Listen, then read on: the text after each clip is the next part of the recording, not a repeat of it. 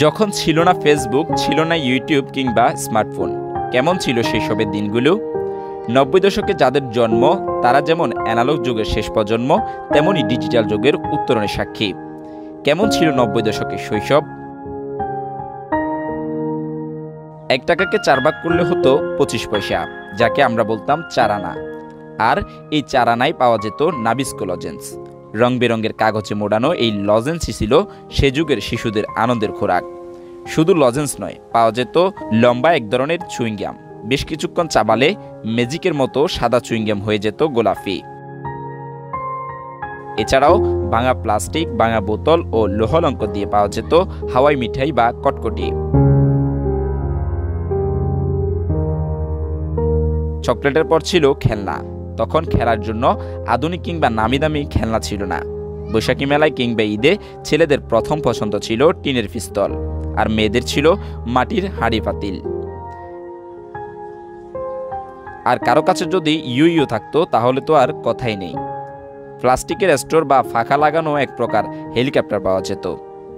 হাতে ঘষা দিলেই উঠত সেই হেলিকপ্টার।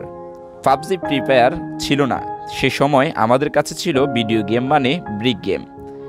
বিভিন্ন আকার আর রঙের হতো এইসব গেম। তবে পকেটে কিছু টাকা থাকলে আর বাবা মাকে ফাঁকি দিতে পারলেই চলে যেতাম ভিডিও গেমের দোকানে।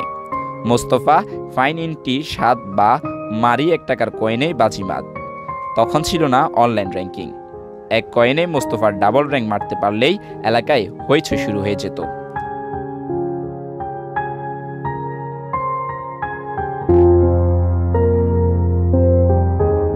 তখন বাড়ির পাশে ছিল না খেলার মাঠের জায়গার অভাব। বিকেল হলেই হই হুল্লোড় করে খেলা, কানামাছি, লুকোচুরি, ছোঁয়াছুঁই কিংবা ফুলটুকা। সন্ধ্যার আগ পর্যন্ত চলতো দৌড়ঝাঁপ। তবে বাবার কড়া নজর থাকতো, সন্ধ্যা হওয়ার আগেই ফিরতে হবে বাসায়। বাসায় ফিরে হাত মুখ ধুয়ে শুরু হতো পড়া।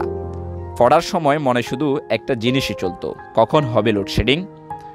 মোমকুফি কিংবা হারিকেনের আলোয় পড়লে চোখ নষ্ট হয়ে যাবে, এমনই অজুহাত দিয়ে উঠে যেত পড়া থেকে। বিদ্যুৎ আসতে আসতে পড়ার সময়ও শেষ, পড়াও শেষ। ৯০ দশকে টিভিতে দেখা যেত মাত্র একটি চ্যানেল, বিটিভি। আর তাতেই ছিল যেন রাজ্যের সকল বিনোদন। বাংলায় অনুবাদ করে দেখানো হতো সিনবাদ ও রবিনহুড, এছাড়াও মিনা কার্টুন। আর শুক্রবার আসলে অপেক্ষায় থাকতো আলিফ লায়লার। এখন সে সময়ের কথাগুলো মনে আসলে আসে শুধু দীর্ঘশ্বাস। কেউ হয়তো অতীতে ফিরে যেতে চাইবে, আবার কেউ বা সেই সময়ের কথা মনে করে নিজ মনেই হেসে উঠবে।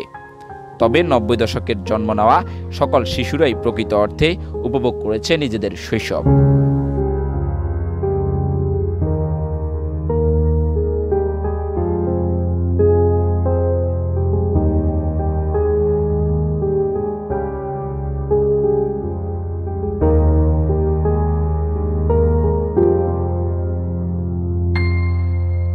লক্ষ্মীপুর আইডিয়াল আলিম মাদ্রাসা জাগতিক ও নৈতিক ইসলামী শিক্ষার সমন্বয়ে আপনার সন্তানকে সৎ, যোগ্য, আলেমে দ্বীন ও দেশপ্রেমিক সুনাগরিক হিসেবে গড়ে তোলার অঙ্গীকার নিয়ে লক্ষ্মীপুর আইডিয়াল আলিম মাদ্রাসা আছে আপনার পাশে।